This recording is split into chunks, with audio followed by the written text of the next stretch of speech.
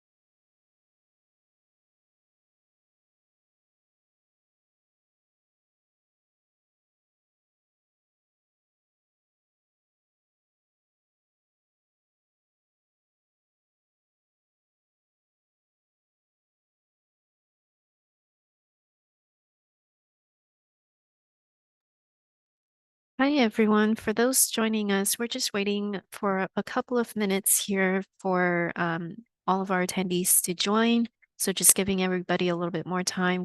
We will begin at 6:35.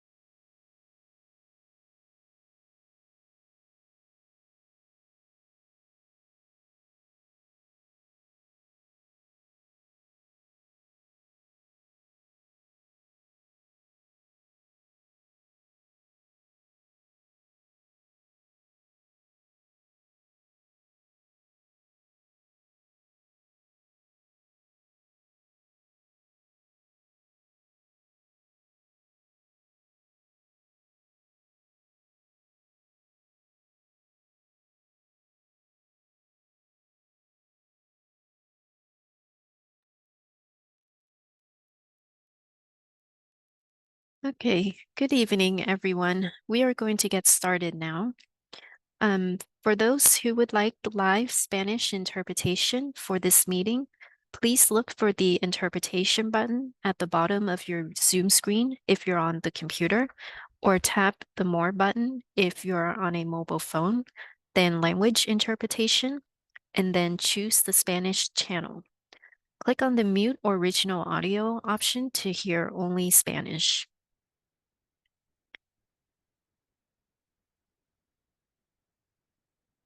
Thank you for taking the time to join our meeting today. This meeting is about updating the Ventura County General Plan to include additional designated disadvantaged communities. We will give a presentation to explain the project, and then there will be an opportunity after the presentation for you to provide any feedback you may have on the project. We have a few county staff from the planning division here to help me run this meeting. My name is Jessica Nguyen. I'm a senior planner and the main point of contact for this project. I will be giving a presentation and will be your meeting facilitator tonight. Planning Manager Shelley Sussman and Planning Director Dave Ward will help me answer any questions you may have at tonight's meeting. Luz Wachon, John Kessler, and Rocio Gonzalez will help me facilitate the listening session after the presentation. We also have interpreters Lourdes and Clara on the Spanish channel to help interpret this meeting for us. During the listening session, if you are using a computer and have any questions that you would like to ask verbally, please click on the raise hand button at the bottom of your screen. You will be unmuted when it is your turn to speak. You can also type in your question using the Q&A button at the bottom of your screen. Your question will be presented and answered during the listening session. If you are using your phone, the raise hand button and the Q&A button are also located at the bottom of your screen in the Zoom app.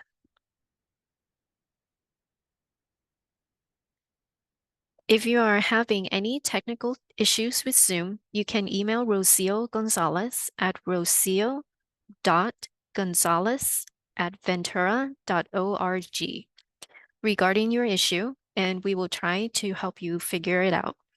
Or you can also email Rocio your comment or question, which will be presented and answered during the listening session.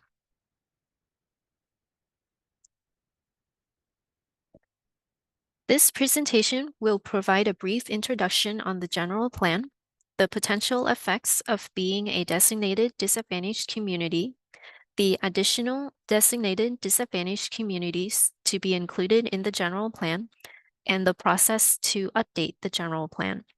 Then we will start the listening session for questions and comments after the presentation. We will begin with the project background. All city and county governments in California have an adopted policy document called a general plan. It is a policy document that reflects the local government's long-term vision for land use, health and safety, economic advancement, and resource conservation. The County of Ventura adopted its 2040 general plan in September 2020, which reflects the county's long-term vision up to the year 2040.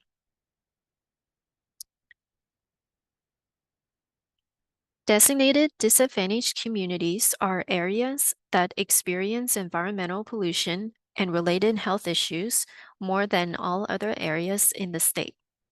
Designated disadvantaged communities also includes low-income areas, which are areas with median household incomes at or below 80% of the statewide median income. I will be referring to designated disadvantaged communities as DDCs throughout this presentation. The county's general plan currently identifies the areas of Saticoy, Piru, and El Real del Norte, including Nyland Acres, as DDCs.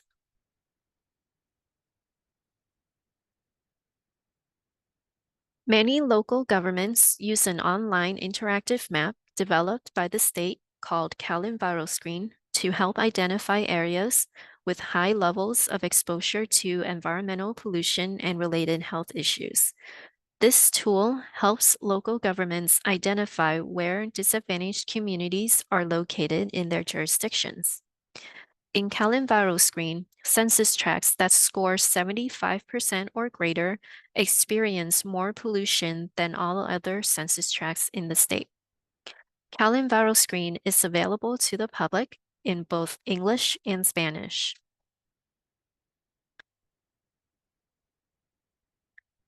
Now we will go over what it means to be in a DDC. There are potential benefits to being in a DDC. Including DDCs in the general plan helps to ensure that these communities can benefit from grant funding opportunities and tailored county policies and programs that are intended to safeguard these communities from further environmental pollution, such as prioritizing funds to improve public services and infrastructure, increase participation in reviewing new development projects, improving communication between community members and county staff and decision makers, and closer examination of potential pollution impacts from new projects. Additionally, DDCs are represented by a member of that community on the county's Climate Emergency Council.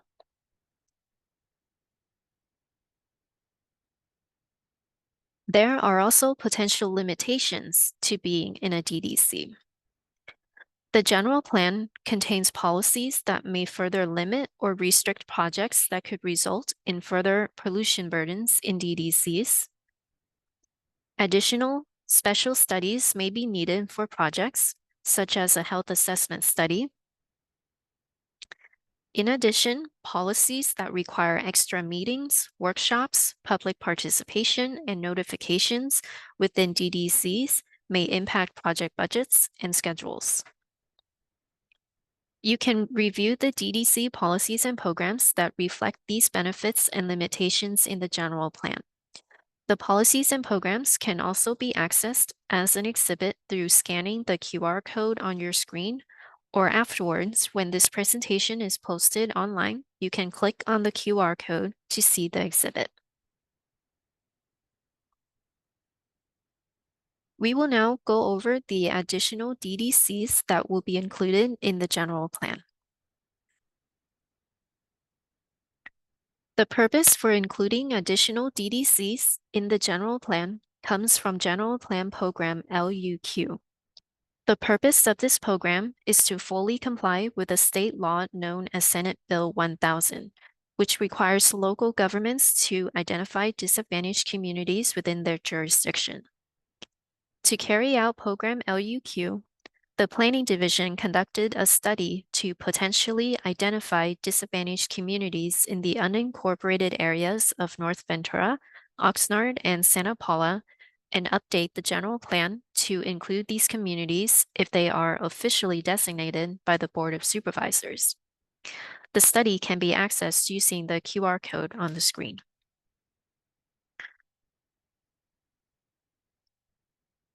The Planning Division study explored different options to identify disadvantaged communities in the unincorporated Ventura, Oxnard, and Santa Paula areas using county data, environmental pollution data from Cal EnviroScreen, and Census Bureau data, as well as community input that was collected in March of last year. We will briefly go over these things in the next few slides. This table shows the highest scoring Cal EnviroScreen indicators within the area studied. Cal EnviroScreen scores are used to compare census tracts across the state. For example, a score of 75 means that a census tract in the area studied scored higher than 75% of all other census tracts in the state. Local county information was also reviewed for each of these indicators. Staff found that local county information supports the information compiled in Cal EnviroScreen.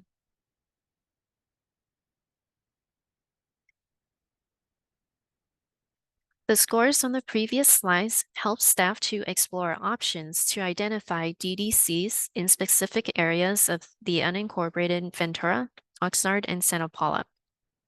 Staff explored 3 different options. Maps of options 1 and 2 can be accessed with the QR codes on the screen. We will highlight option 3 in this presentation. Option 1 would have included a wide geographic range that would include residential communities, industrial and commercial uses, as well as extensive agricultural land and open space. Option 2 would not have included extensive agricultural land and open space, and instead focused specifically on residential areas, which would also include some commercial and industrial areas within the immediate vicinity of those residential areas. Public input was collected on the first two options, then option 3 was developed based partly on the public input we received. Option 3 focuses further on just unincorporated residential neighborhoods, schools, and farm worker housing that are within low-income areas or areas with high environmental pollution scores. Several factors were considered in option 3, including high environmental pollution scores, public input, surrounding land uses, research on identification practices used in other jurisdictions, local county information, and site visits conducted by staff. Option 3 focuses on clusters of residential areas where DDC policies would be better applied as compared to large areas of agricultural lands and open space that are included in the first two options. In addition, areas in the Oxnard Plain are included, which were not otherwise included in the first two options.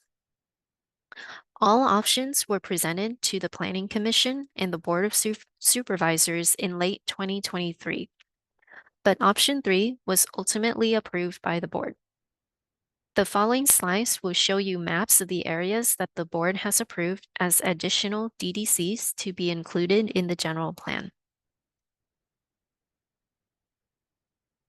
The Ventura Avenue DDC includes the Magnolia Mobile Home Park, Las Encinas Mobile Home Park, the residential neighborhood along North Ventura Avenue, north of those mobile home parks, as well as homes in the Ortonville neighborhood. The DDC abuts existing industrial and oil and gas operations along North Ventura Avenue, including the Pepsi bottling factory, automotive storage facilities, and oil extraction wells. The Valley Vista neighborhood, located further north outside the range of this map, was considered. However, the Board of Supervisors did not designate the Valley Vista neighborhood as a disadvantaged community based on community input that indicate the Valley Vista neighborhood experiences minimal environmental pollution as it is located farther away from the industrial activities along North Ventura Avenue.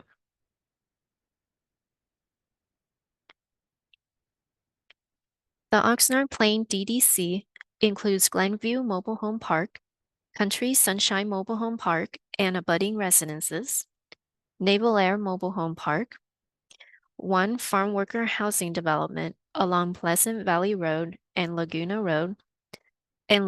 Vista Elementary, all of which are located among agricultural fields and operations in the Oxnard Plain.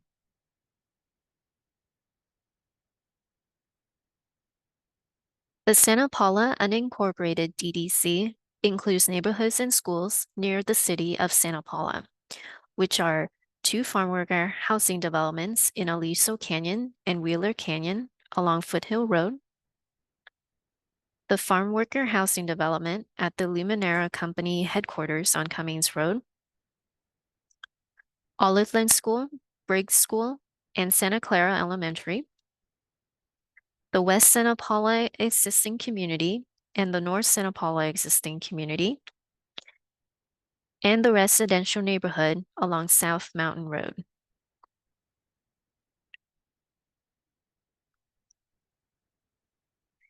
The Planning Division must update the general plan in order to include the board's designations that were presented in the previous three slides. We are currently here in the process of preparing these updates.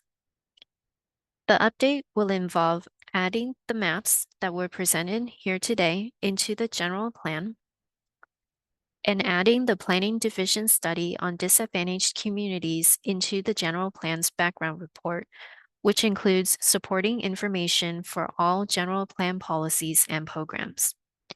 Once completed, the updates to the general plan and all public input received will then be presented to the Planning Commission for adoption, who will review the update and make any additional recommendations to the board.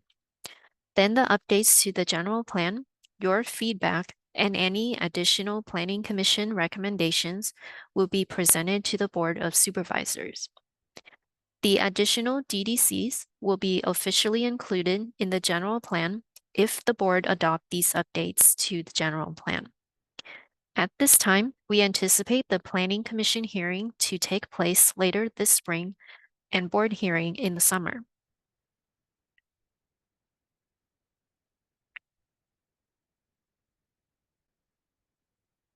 If you are interested in learning more about this project, you can visit the project website at vcrma.org/DDC study. The website also contains interactive maps of the proposed DDCs. We also have a frequently asked questions page that may help answer some of your questions. If you are interested in joining our mailing list, you can sign up online at the link on the screen. The project website, mailing list sign-up form, and the frequently asked questions are available in both English and Spanish. If you would like to contact me after this meeting, please send an email to ddc@ventura.org or call 805-654-5037. This concludes our presentation.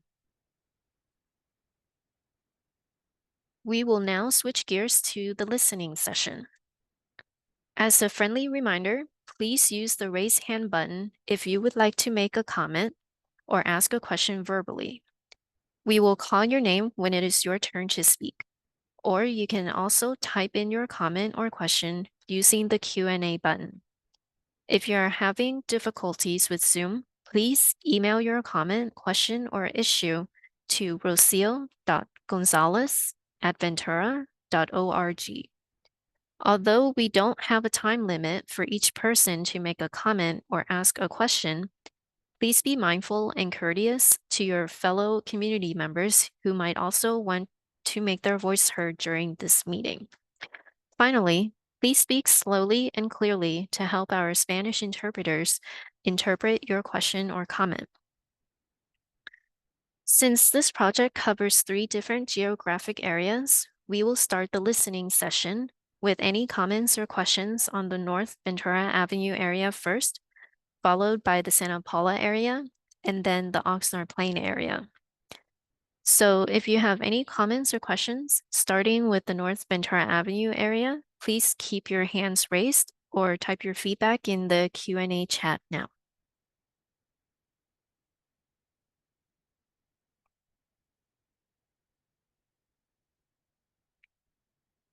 So do we have anybody's hands raised, please? No? Okay. How about the Q&A chat? Anything in there for North Ventura? Okay. I guess since we don't have any comments right now or questions right now on the Ventura area, we can move on to the Santa Paula area. And looks like, okay, no hands raised for now, but do we have a question in the Q&A? Yes, so we have one question for the Santa Paula area. The question states, what happened to consideration of a buffer around Mission Rock Road? San Bernardino had a buffer staff was going to review. Yeah, thank you for that question. So we had originally and initially wanted to consider setting a buffer around DDC areas. That is correct. And during the board hearing in December, staff did let the board know that staff wanted to pursue that research, and we are still planning to pursue that research and looking into other examples like the County of San Bernardino's buffer. And that effort will be part of a different program that will actually review all of the DDCs that we have every 5 years. So the first 5-year review is coming up next year. So that's when we will take a look at the buffer setbacks again and look at other examples again with San Bernardino, and there may other be additional examples from other counties and cities by then too that we will look into.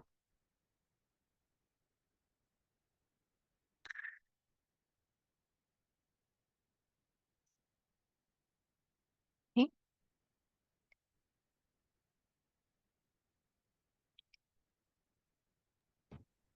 We have another question, and I'm going to defer to Rocio to ask the question as it's in Spanish. Tenemos una pregunta. La pregunta es entonces, si el programa es aprobado en Oxnard, ¿entraría en ese programa y cómo nos afectaría? De Lucero Cruz.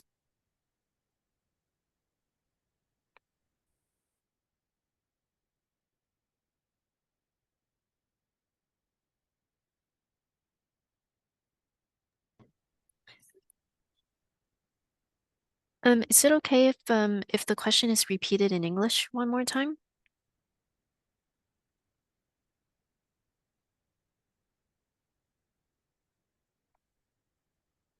The question is, if this program is approved in Oxnard, would Oxnard be included in this program?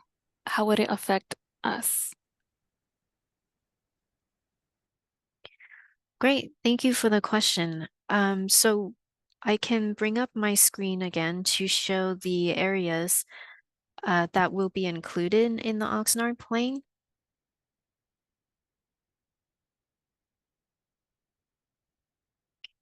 Let me see.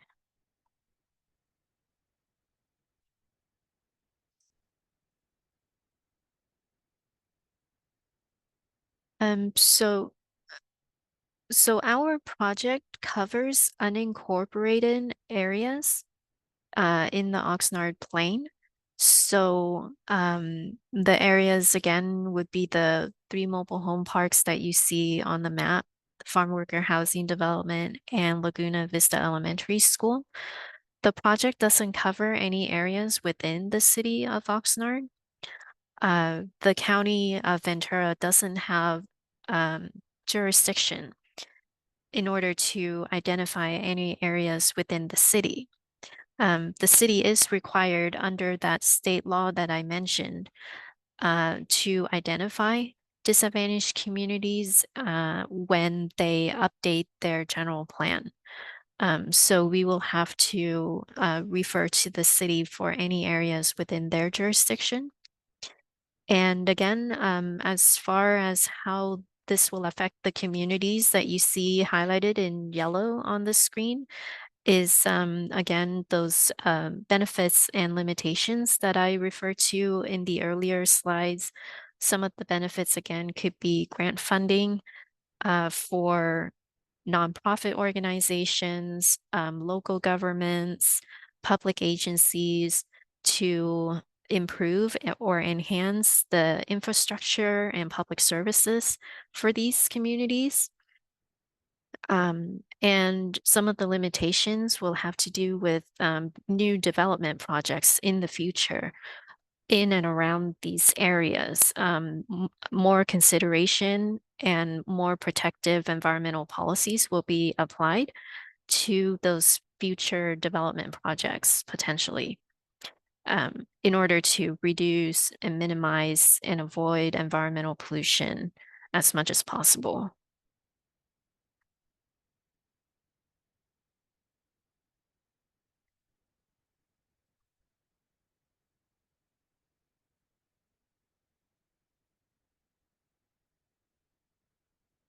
Okay. So no other hands are raised at the moment, and it doesn't look like we have any other questions in the chat. We'll give it several more minutes in case anyone has any other questions or comments they would like to share.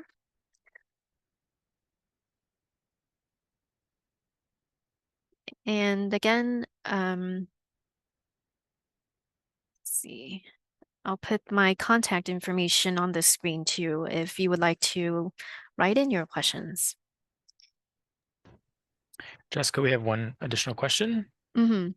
Question states, what are more specific examples of what types of services can be provided with these funds for these DDCs? So there are a lot of different grants out there. Some that I can remember off the top of my head has to do with improving internet broadband connections for these communities. And that's one of the benefits. That's one of the grants that are out there. Other nonprofits can also apply to grants that will help them do public outreach in their communities on various issues like environmental justice, improvements for water projects. Currently, there is a grant that is looking for water conservation projects within Ventura County. And that grant is specifically looking at benefits for disadvantaged communities. And yeah, I think those are some of the grants I could think of. Thanks, Jessica. We have a question from Carol is asking if you can please show the Santa Paula and Ventura slides again. And Carol will pull those slides up. If you have an additional question or questions regarding those slides, please feel free to write those in, or you can also use the raise hand button. Great. Thank you, John. So this is the Ventura Avenue DDC again. So we have the residential neighborhood across from the Pepsi bottling factory that will be included as the DDC. There are two mobile home parks nearby as well, the Magnolia Mobile Home Park and Las Asinas Mobile Home Park. They will be included. And there are some homes as well in the Ortonville area that will be included in Ventura Avenue as well. So that would be the area near Mill Drive and Crooked Palm Road.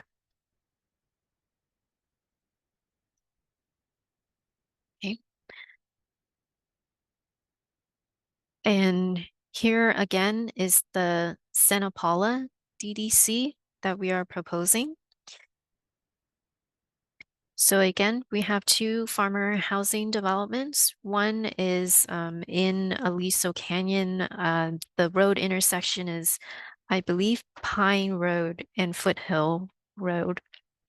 The other one is up a little bit on Wheeler Canyon Road. The intersection is Wheeler Canyon Road and Foothill Road. And there is a group of farm worker housing at the Luminaire headquarters company on Cummings Road that is to be included. And there are three schools here: Olive Lynn School, Briggs School, and Santa Clara Elementary. Those are all K through 12 schools that will be included. Then we have this West Santa Paula community, which is a community of houses along Peck Road in the unincorporated part that will be included. And the North Santa Paula existing community will include some of the residential neighborhoods nearby to the Mupu Market and Mupu Elementary School. There will also be included. And then there are also about a dozen homes or so along South Mountain Road that will be included. And those homes are surrounded by agricultural fields and operations.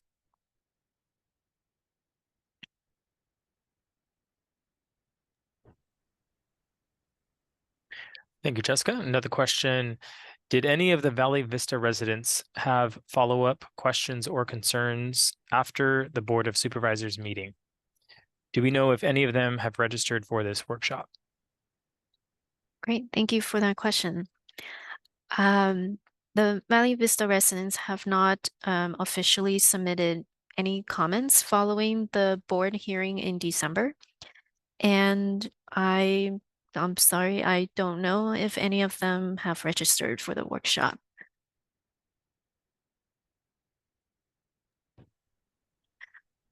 And we have reached out to the residents there about this meeting. And I continue to keep in contact with a couple of the residents there as well. And they have expressed interest in continuing to be a part of this process. Great. Next question. What will the DDC re-review next year entail for areas, for example, like Saticoy? Great. Thank you for the question. So we have a program, I believe is LUR in the general plan, that requires us to review all of the DDCs in the unincorporated area every 5 years. So the review will entail considerations for looking at updated CalEnviro screen data, updated income data for the areas as well, to determine if their pollution scores have changed, if income levels have changed, and if there's any state policies or regulations that may be changing next year. And for areas like Saticoy, it will be included as part of that review. As for all of them, El Real, Del Norte, including Nyland Acres, Piru will also be included in that review. And if any of the areas that I have shown you today be included officially by the board, all of these areas will be under review under that program as well. And we intend to look at all of unincorporated county as well, again, to make sure, if any of the information that I mentioned have changed for any of those areas.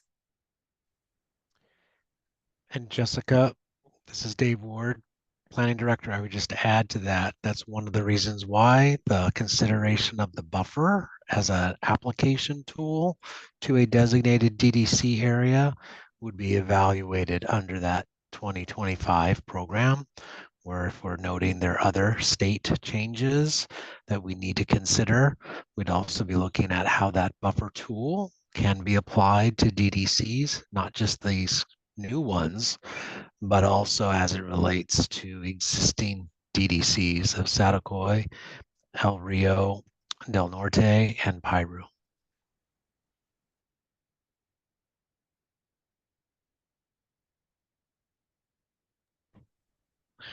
Great. Next question. Is this recording available in Spanish somewhere if we want to visit this presentation again? And thank you, Jessica, for the information you've shared. Great. Thank you for the question. Yes, this meeting is being recorded in both English and Spanish, and we hope to post the meeting recordings and the PowerPoint presentation early next week on the website.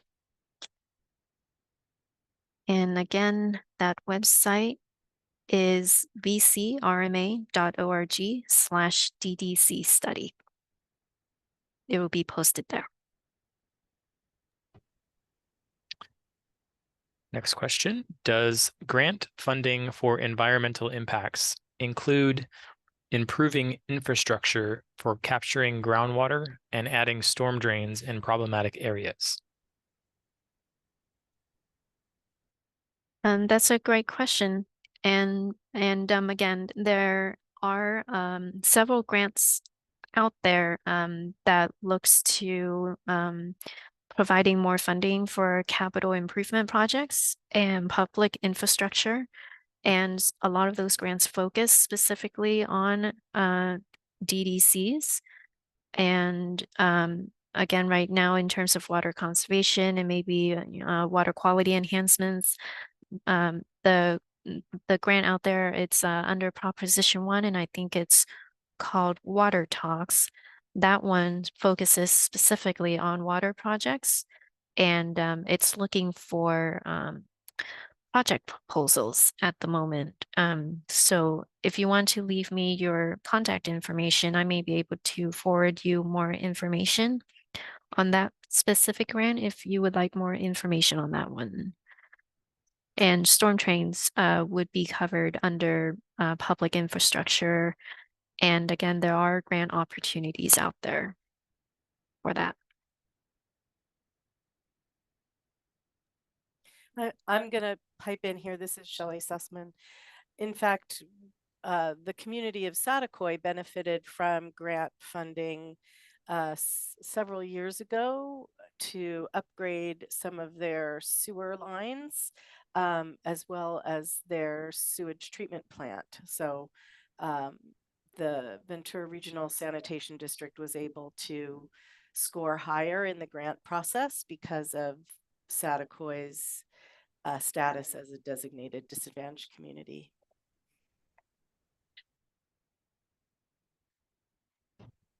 Great, thank you, Shelley. Thank you, Shelley. Next question. Will you be considering increased pollution due to industrial processes and long-haul trucking near to DACS?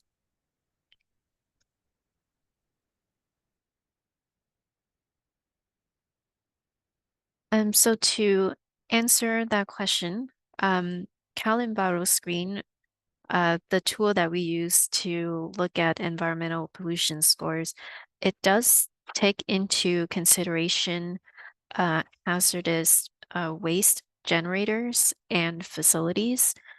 So the industrial processes that may have that may generate hazardous waste or hazardous materials are included in that data from the state. And long haul trucking, I believe traffic might be one of the indicators that CalEnviroscreen takes a look at. CalEnviroscreen also takes a look at diesel emissions as well. So air quality is also another indicator that is used in the tool. And so those are some of the considerations that we looked at as well for DACs or DDCs.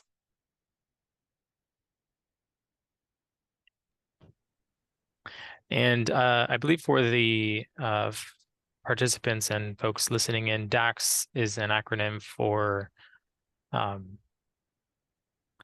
Development Advisory Councils.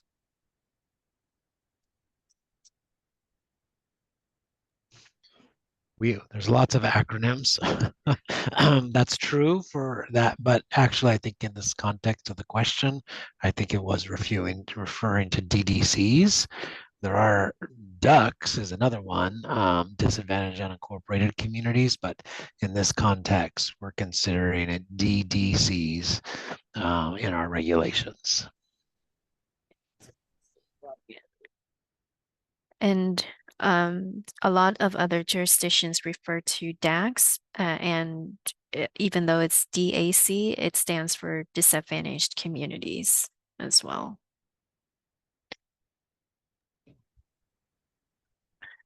Thank you. Next question, I believe, is probably more of a clarification. It states storm drains are considered part of water runoff and not drinking water.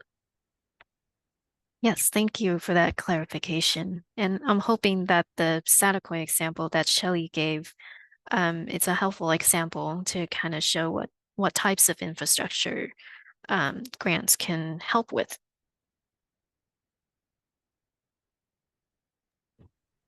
All right, next question.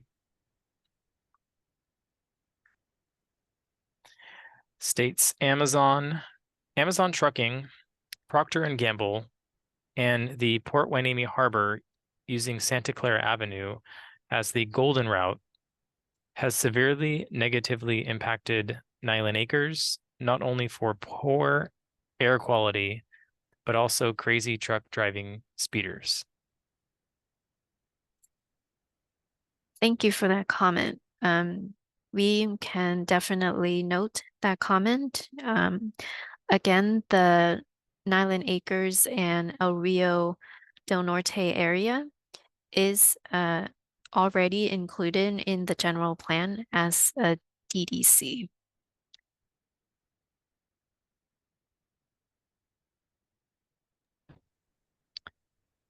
Thank you. And thank you to Dina for clarifying disadvantaged communities for the prior comment question.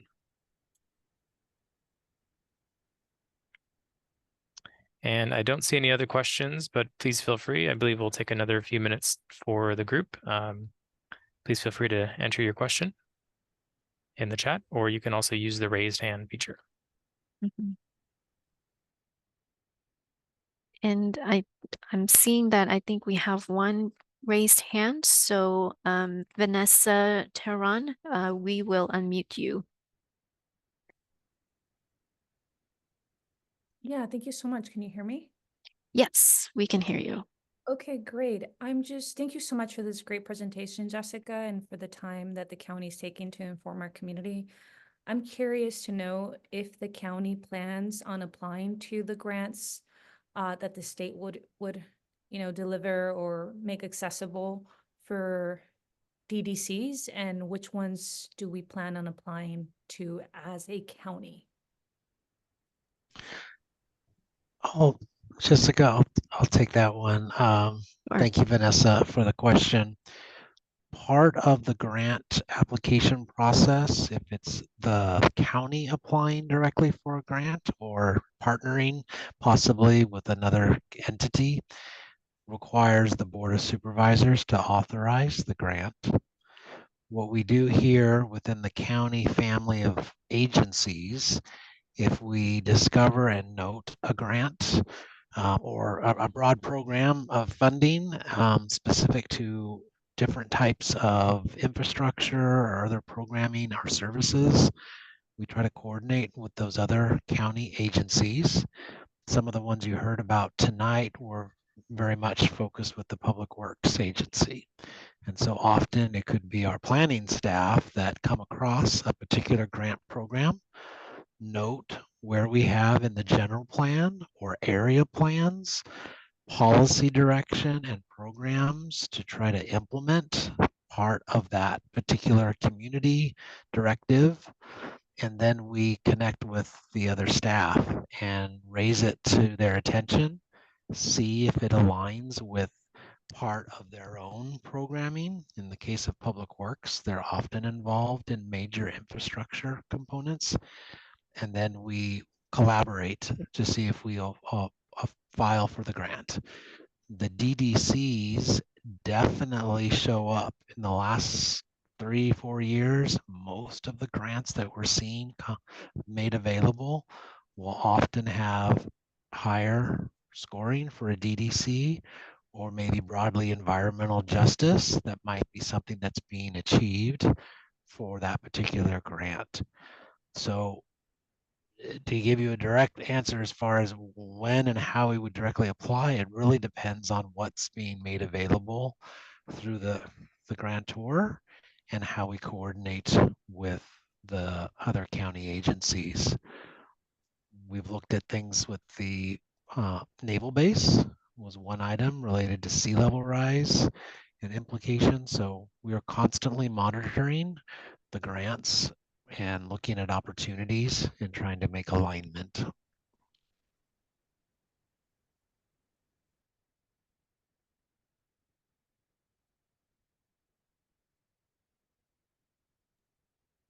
Thank you so much, Dave, for answering that. I guess to be clear, for example, let's say, there was recent storms in San Diego and some of the sewer pipes or some of the waterways underground weren't clear for water to flow back into the ocean. So it conducted a lot of flooding due to climate impacts.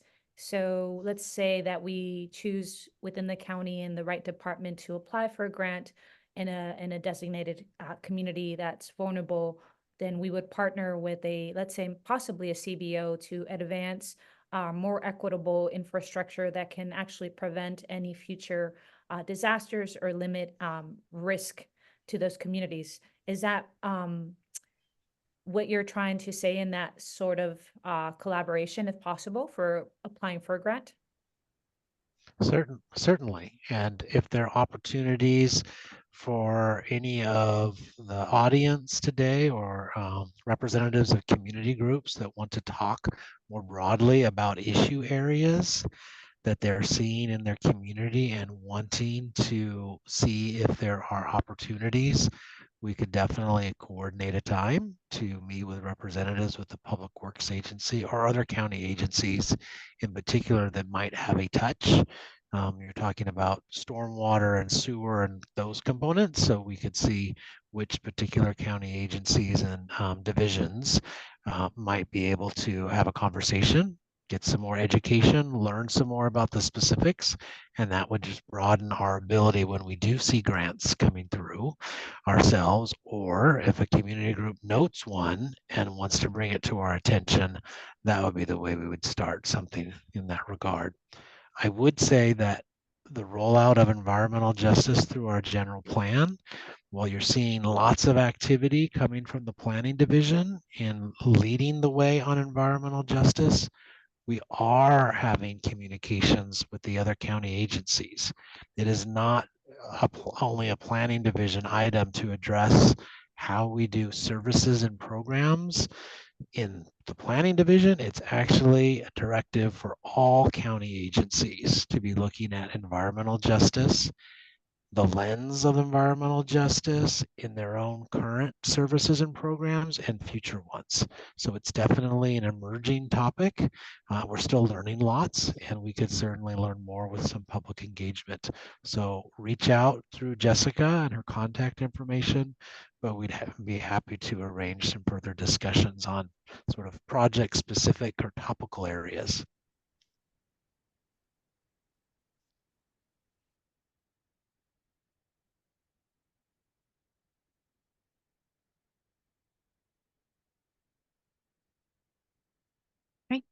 Do we have any follow-ups from Vanessa?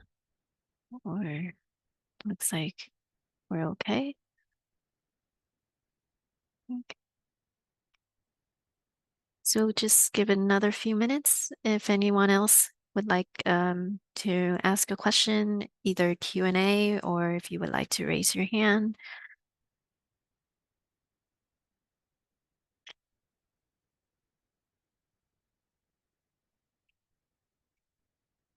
And for the Zoom meeting, again, if you have any trouble using Zoom, you can also email Rocio.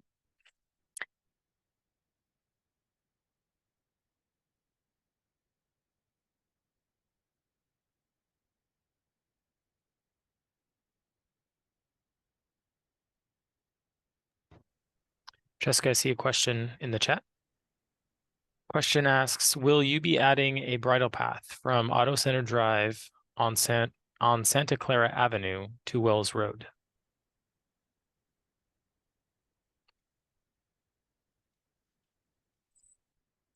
Thank you for the question. I don't know at this point if there are plans to add a bridle path to that segment of the roadway, but we can note it and I will try to find out and get back to you. And yes, if there are no plans for it, I will see if we could get the appropriate agency to see if that is something that could be added possibly to an improvement plan.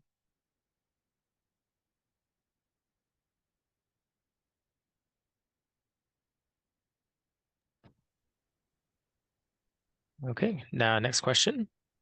Is there a way to expand DDCs that communities believe have not been identified?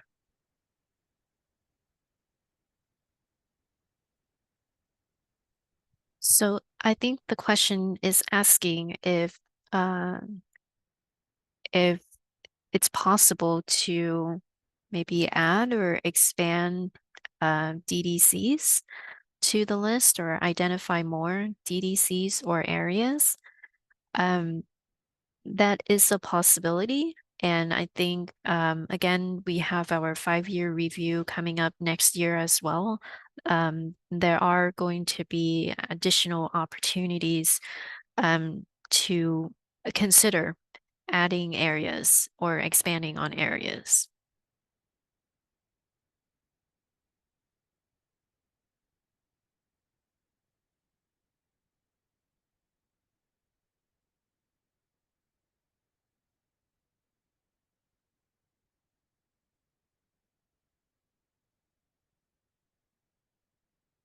I think Vanessa Tehran has her hand raised.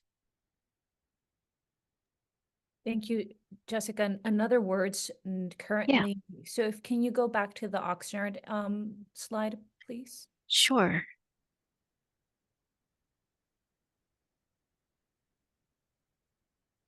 And if there is there anything closer to El Rio or closer to Saticoy that we identified as a designated community? I'm sorry if I missed that. Oh, yeah, no worries. Saticoy is, let's see, I think I have a better map here that will show you the areas that have already been designated. So we have all of Saticoy community there in the unincorporated area already included as the DDC in the general plan. We also have the El Rio area, which is a rather large area currently that covers the El Rio community there along the 101. And I think it's a Vineyard Avenue. And also we have Nyland Acres there as well that is entirely included in the DDC in the general plan currently. And all of the ag lands around the El Rio area are currently included in the DDC. And the area in Piru as well is covered as a DDC in the general plan currently. Thank you so much. The reason I'm asking if it's already, and I can see clearly that it is an existing designated disadvantaged community. We do have representatives or community representatives here who do reside in that vicinity and area, such as Dina Ontiveros, who's led work around water justice in that area. So in other words, we would also, in a way, possibly, for us, I represent a CBO, the community CBO known as the Mixteco Indígena Community Organizing Project, and there's a lot of room for improvement in water quality in El Rio, possibly due to old infrastructure or pipes that might be, the quality of the water still designated as in some way at a healthy level, but community residents might not feel the same and so are not using water as they rightfully should have access to. So this could be something that we can identify as a project in the future between CBOs, community partners, community representatives, and the county. And so I appreciate you explaining more in detail that it is already a designated area. Thank you. Great, thank you, Vanessa. I would add also, Vanessa, that we are working on an update to the El Rio Del Norte area plan. It's one of the first of our area plans per the general plan adoption to be updated. A background study has been conducted and we're finalizing the results of that study to then go and engage with the community. And so there will be aspects of DDC, the infrastructure, housing opportunities, those kind of things that we'll be looking at. So we'll want to add your contact information as well as anyone else on the webinar tonight, and to ensure that you can be on that list for those that are interested specifically for El Rio, Del Norte, Nyland Acres area.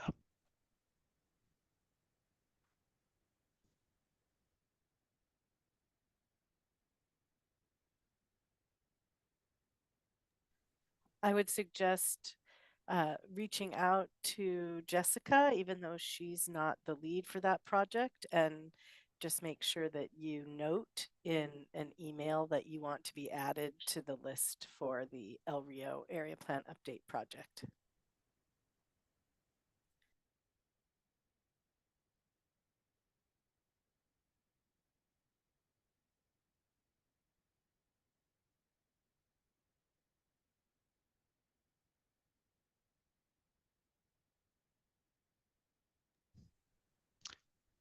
I see that Dina has requested that, so Dina will make sure that you're on that interested parties list. Thank you.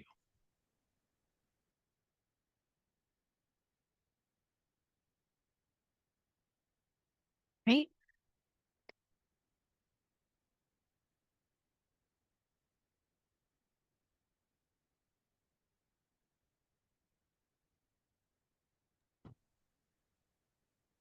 And Vanessa, I do see your request to be added alongside the list as well. And you may need to send your specific contact information to Jessica directly. I don't see your email or phone number listed here. We do have another question. Does the county have control over infrastructure in El Rio, such as Vineyard Avenue?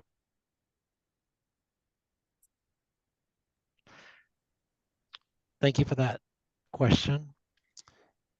Certain aspects of El Rio are under county control, but quite a few other items, such as the water distribution systems, are actually made up of quite a few different water purveyors.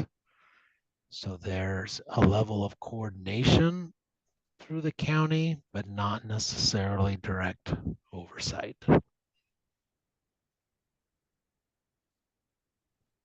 Vineyard Avenue, portions of that is within the city of Oxnard, so we would not have any authority for that area. There's coordination as you traverse the roadway from one jurisdiction to the unincorporated portion of the county. And so there are design features for curb, gutter, sidewalk, that kind of thing that is coordinated. But the authority is still between city and unincorporated county. Thank you. Thank you, Dave. Next question. Would it be possible to plan for a pedestrian bridge over Vineyard Avenue for the children and parents that walk across Vineyard Avenue? I'll take that one as well, Jessica. Thank you, Dina. Those are good items to raise within the context of the El Rio Del Norte area plan update. So I will definitely share your concept with that planning staff that's working on that project. And then we know we're going to include you on our interested parties list. Thank you for that.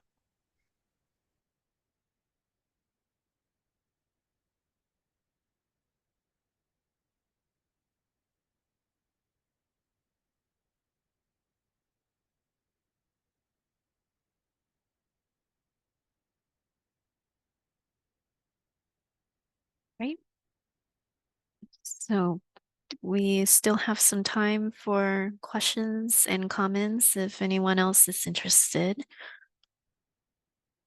And again, if you're interested in being a part of the El Rio Del Norte Area Plan Update project, feel free to email me at the email on the screen, ddc@ventura.org, and we will make sure to add you to the interested parties list for that project.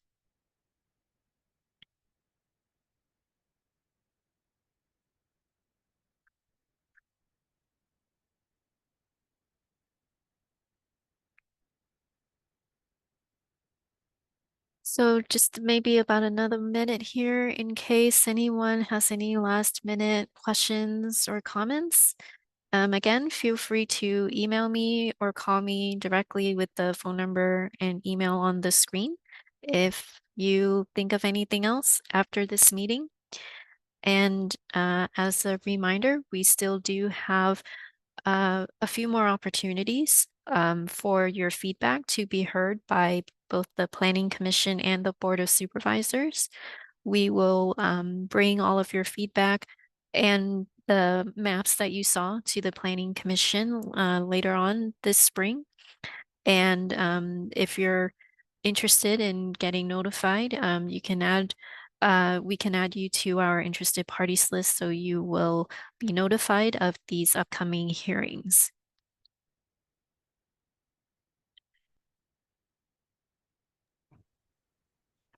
Juan, I do see your request to be added to the list. Please provide your contact information either here in the chat, or please feel free to email Jessica directly with your email address and or phone number. Thank you.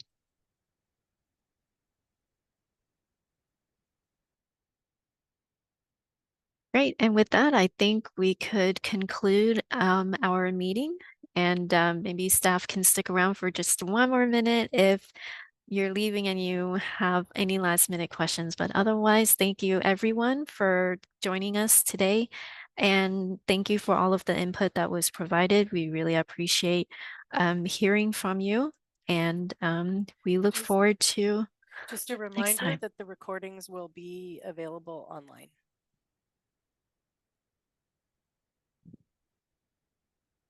Great.